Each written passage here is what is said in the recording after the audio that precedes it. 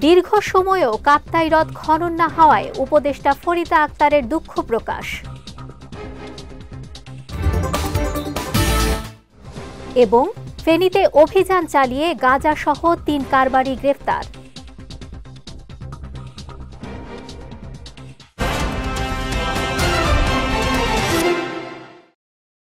আসসালামু আলাইকুম। চট্টগ্রাম সংবাদে আমন্ত্রণ জানাচ্ছি আমি নুসরাত আহমেদ। শুনছিলেন শিরোনাম, এবারে বিস্তারিত।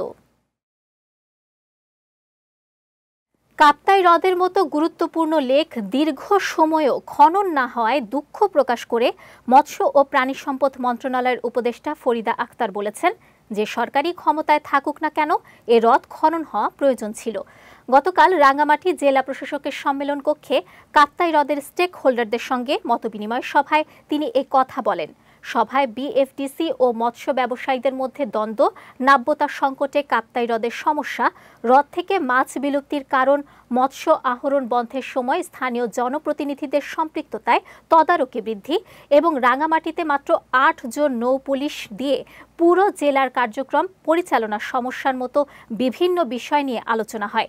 এ সময় বাংলাদেশ মৎস্য উন্নয়ন কর্পোরেশনের চেয়ারম্যান ফারাহ শাম্মী, রাঙ্গামাটির বিএফডিসি ব্যবস্থাপক কমান্ডার মোহাম্মদ ফয়েজ আল করিম, অতিরিক্ত জেলা প্রশাসক মোহাম্মদ মোবারক হোসেন সহ অনেকে উপস্থিত ছিলেন। মাদক বিরোধী অভিযান চালিয়ে ফেনী সদর থানা এলাকা থেকে ১৬ কেজি গাঁজাসহ ৩ কারবারিকে গ্রেফতার করেছে র্যাব। এ সময় মাদক পরিবহনে ব্যবহৃত একটি প্রাইভেট কারও জব্দ করা হয়। সকালে গণমাধ্যমে পাঠানো এক সংবাদ বিজ্ঞপ্তিতে বিষয়টি নিশ্চিত করেছে র্যাব ৭ চট্টগ্রামের সিনিয়র সহকারী পরিচালক ARM মোজাফফর হোসেন। তিনি জানান, গতকাল গোপন সংবাদের ভিত্তিতে ফেনী জেলার সদর থানার বাইপাস এলাকায় চেকপোস্ট বসিয়ে গাড়ি তল্লাশি করা হয়। এ সময় সন্দেহজনক একটি প্রাইভেট কারে তল্লাশি চালিয়ে ১৬ কেজি গাঁজাসহ ৩ কারবারিকে গ্রেফতার করা হয়। জব্দকৃত গাঁজার আনুমানিক বাজার মূল্য প্রায় ২,৫০,০০০ টাকা। পরে জব্দকৃত আলামত সহ গ্রেফতারকৃতের বিরুদ্ধে আইনানুগ ব্যবস্থা নেওয়া হয়।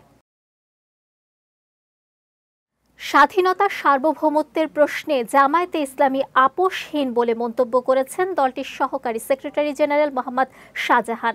সকালে শ্রমিক কল্যাণ ফেডারেশন চট্টগ্রাম মহানগরের উদ্যোগে ফেডারেশনের নগর কার্যালয়ে ঐতিহাসিক ২৮ অক্টোবর লগি বৈঠার তাণ্ডবে শাহাদাত বরণকারী সকল শহীদদের স্মরণে আয়োজিত আলোচনা সভায় প্রধান অতিথির বক্তব্যে তিনি এ মন্তব্য করেন। ফেডারেশনের কেন্দ্রীয় সহ সাধারণ সম্পাদক ও নগর সভাপতি SM লুৎফর রহমানের সভাপতিত্বে ও সাধারণ সম্পাদক আবু তালেব চৌধুরীর সঞ্চালনায় এতে বিশেষ অতিথি ছিলেন জামায়াতে ইসলামীর কেন্দ্রীয় মজলিস শুরার সদস্য ও নগরের ভারপ্রাপ্ত আমির মোহাম্মদ নজরুল ইসলাম। এ সময় ফেডারেশনের সহ সভাপতি মকবুল আহমেদ ভুইয়া, সাংগঠনিক সম্পাদক হামিদুল ইসলাম, কোষাধ্যক্ষ মোহাম্মদ নুরুন্নবী সহ অন্যান্যরা উপস্থিত ছিলেন। চশিকের বাণিজ্যিক হোল্ডিং ট্যাক্স আদায়ে স্বচ্ছতা আনা হবে বলে জানিয়েছেন city mayor doctor Shahadat Hossain. গতকাল চট্টগ্রাম সিটি কর্পোরেশনের বাণিজ্যিক হোল্ডিং ট্যাক্স সংগ্রহ ব্যবস্থাকে সম্পূর্ণভাবে ডিজিটাল প্ল্যাটফর্মে রূপান্তর করার লক্ষ্যে চশিক এবং বি ট্র্যাক সলিউশনস ও মাইলেজের মধ্যে একটি সমঝোতা চুক্তি স্বাক্ষর অনুষ্ঠানে তিনি এ আশ্বাস দেন। বলেন, ট্যাক্স সংগ্রহ ব্যবস্থাকে সম্পূর্ণভাবে ডিজিটাল প্ল্যাটফর্মে রূপান্তর করলে রাজস্ব আয় যেমন বাড়বে, তেমনি দুর্নীতি ও হয়রানি কমে আসবে। চুক্তি স্বাক্ষর অনুষ্ঠানে চশিকের ভারপ্রাপ্ত প্রধান নির্বাহী কর্মকর্তা সচিব মোহাম্মদ আশরাফুল আমিন, প্রধান রাজস্ব কর্মকর্তা সারোয়ার কামাল, প্রধান হিসাবরক্ষণ কর্মকর্তা হুমায়ুন কবির চৌধুরী সহ সংশ্লিষ্টরা উপস্থিত ছিলেন। দেশের স্বাধীনতা ও সার্বভৌমত্ব রক্ষায় বিএনপি অতন্দ্র প্রহরীর দায়িত্ব পালন করছে বলে জানিয়েছেন দলটির তথ্য ও গবেষণা বিষয়ক সহ সম্পাদক কাদের গনি চৌধুরী। গতকাল চট্টগ্রামের ফটিকছড়ি দাঁতমারা ইউনিয়নের হেয়াকো বাজারে বিএনপির রাষ্ট্রকাঠামো সংস্কারে ৩১ দফা লিফলেট বিতরণ শেষে এক জনসমাবেশে তিনি এ কথা জানান। বলেন, স্বৈরশাসন, ফ্যাসিবাদী শাসন, দুর্নীতি, ক্ষমতার অপব্যবহার এবং রাজনৈতিক প্রতিহিংসার কারণে গণতন্ত্র নিয়ে জনগণের প্রত্যাশা বারবার ব্যাহত হয়েছে। কিন্তু বিএনপির ৩১ দফা এসব সংকটের বাস্তবসম্মত সমাধান এবং টেকসই গণতান্ত্রিক কাঠামো গড়ে তোলার রূপরেখা দিয়েছেন। সমাবেশে বিএনপি নেতা সারওয়ার হোসেন, ওসমান তাহের সম্রাট, ইয়াকুব সিফাত, কামাল চৌধুরী সহ অনেকে উপস্থিত ছিলেন। চট্টগ্রামে মালবাহী ট্রেন ও ট্রাকের সংঘর্ষে শামসুল আলম নামের এক নিরাপত্তা প্রহরী নিহত হয়েছেন। ভোরে নগরীর সাগরিকা রেলগেট এলাকায় এ দুর্ঘটনা ঘটে। বিষয়টি নিশ্চিত করে চট্টগ্রাম রেলওয়ে থানার ভারপ্রাপ্ত কর্মকর্তা শহীদুল ইসলাম জানান, সাগরিকা স্টেডিয়াম রেলগেটে কন্টেইনারবাহী ট্রেনটি পার হওয়ার সময় সেটিকে সজোরে ধাক্কা দেয় একটি চালবাহী ট্রাক। এতে ঘটনাস্থলে শামসুল আলম নামের এক ব্যক্তি চালের বস্তার নিচে চাপা পড়ে মারা যান। আর ট্রাকের ধাক্কায় ট্রেনটির ইঞ্জিন ও একটি কন্টেইনার উল্টে যায়। এদিকে এ ঘটনায় মালবাহী ট্রেন চলাচল বন্ধ রয়েছে বলেও জানিয়েছেন রেলওয়ের এ কর্মকর্তা। রাঙামাটি পৌরসভা কর্তৃক স্যানিটেশন মাস ও বিশ্ব হাত ধোয়া দিবস উপলক্ষে র্যালি ও আলোচনা সভা অনুষ্ঠিত হয়েছে। সকালে পৌরসভা চত্বর থেকে একটি র্যালি বের হয়ে শহরের প্রধান সড়ক প্রদক্ষিণ করে একই স্থানে এসে শেষ হয়। পরে পৌরসভা মিলনায়তনে আলোচনা সভা অনুষ্ঠিত হয়। সভায় পৌর প্রশাসক মোহাম্মদ মোবারক হোসেন, সদর উপজেলা সহকারী কমিশনার আসলাম সারোয়ার, পর্যটন হলিডে কমপ্লেক্সের ব্যবস্থাপক আলোক বিকাশ চাকমা, প্রেস ক্লাবের সভাপতি আনোয়ার আল হক সহ অনেকে উপস্থিত ছিলেন। চট্টগ্রামের বাঁশখালীর খাতুরিয়া ইউনিয়নের আলোচিত রিপু হত্যাকারীদের দ্রুত বিচারের দাবিতে মানববন্ধন অনুষ্ঠিত হয়েছে। গতকাল বাঁশখালী উপজেলা পরিষদের সামনে এ মানববন্ধন অনুষ্ঠিত হয়। এতে বিচার চেয়ে বক্তব্য দেন রিপু আক্তারের স্বামী নূর মোহাম্মদ মিয়া সহ এলাকার লোকজন। তারা জানায়, এ ঘটনায় বাঁশখালী থানায় হত্যা মামলা দায়ের হলেও আসামিরা এখনও ধরাছোঁয়ার বাইরে থেকে বিদেশ চলে যাওয়ার পায়তারা করছে। তাই প্রশাসনের হস্তক্ষেপ চেয়ে আসামিদের দ্রুত গ্রেফতার করে সর্বোচ্চ শাস্তির দাবি জানান তারা।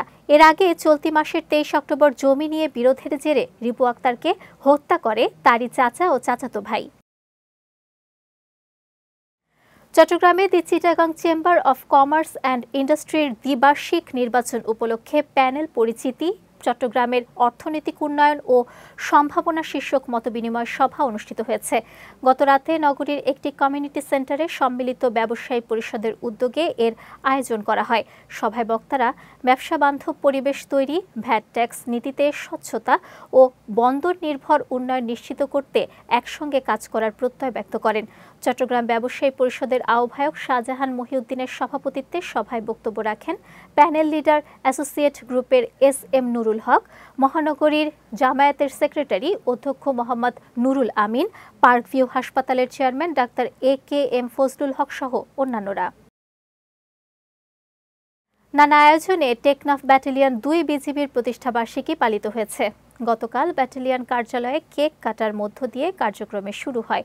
এতে প্রধান অতিথি ছিলেন বিজিবি রামু সেক্টরের কমান্ডার কর্নেল মোহাম্মদ মহিউদ্দিন আহমেদ। এ সময় টেকনাফ ব্যাটালিয়ন 2 বিজিবির অধিনায়ক লেফটেন্যান্ট কর্নেল আশিকুর রহমান জানান, বিজিবি যে কোনো দায়িত্ব ও কর্তব্য পালনে পিছপা হবে না এবং প্রয়োজনে দেশ মাতৃকার অখণ্ডতা, নিরাপত্তা ও সার্বভৌমত্ব রক্ষার জন্য নিজেদের জীবন উৎসর্গ করতেও কুণ্ঠাবোধ করবে না। চট্টগ্রামে mayor challenge cup football tournament 2025কে সামনে রেখে আনুষ্ঠানিকভাবে SA ফ্যামিলি স্পোর্টস ক্লাবের অনুশীলন শুরু হয়েছে। গতকাল চট্টগ্রাম জেলা স্টেডিয়ামে অনুশীলনের উদ্বোধন করেন SA ফ্যামিলি স্পোর্টস ক্লাবের সভাপতি মোহাম্মদ শাহ আলম।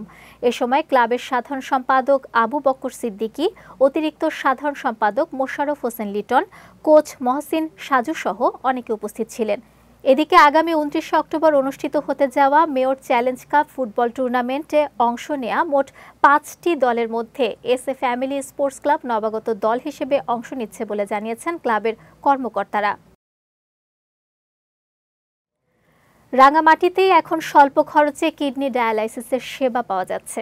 শহরের জেলা প্রশাসক কার্যালয়ের বিপরীতে নিউ মার্কেট সংলগ্ন জেলা পরিষদের মানি সুপার মার্কেটের 2য় ও 3য় তলায় অবস্থিত ননিতা ডায়ালাইসিস ও ল্যাবরেটরির অস্থায়ী কার্যালয়ে এ চিকিৎসা সেবা দেওয়া হচ্ছে, যেটি সরকার অনুমোদিত 3 পার্বত্য জেলায় একমাত্র কিডনি ডায়ালাইসিস সেন্টার। তাই এখন আর কিডনি রোগীদের নিয়ে ঢাকা ও চট্টগ্রাম যেতে হবে না রাঙামাটিবাসীকে। ঘরের পাশে স্বল্প ব্যয়ে এমন সেবা পেয়ে খুশি স্থানীয়রা। চট্টগ্রাম সংবাদ শেষ করার আগে শিরোনামগুলো দেখে নিচ্ছি আরও একবার।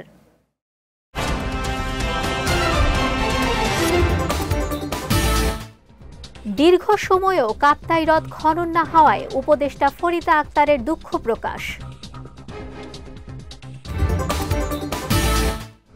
এবং ফেনীতে অভিযান চালিয়ে গাঁজাসহ ৩ কারবারি গ্রেফতার।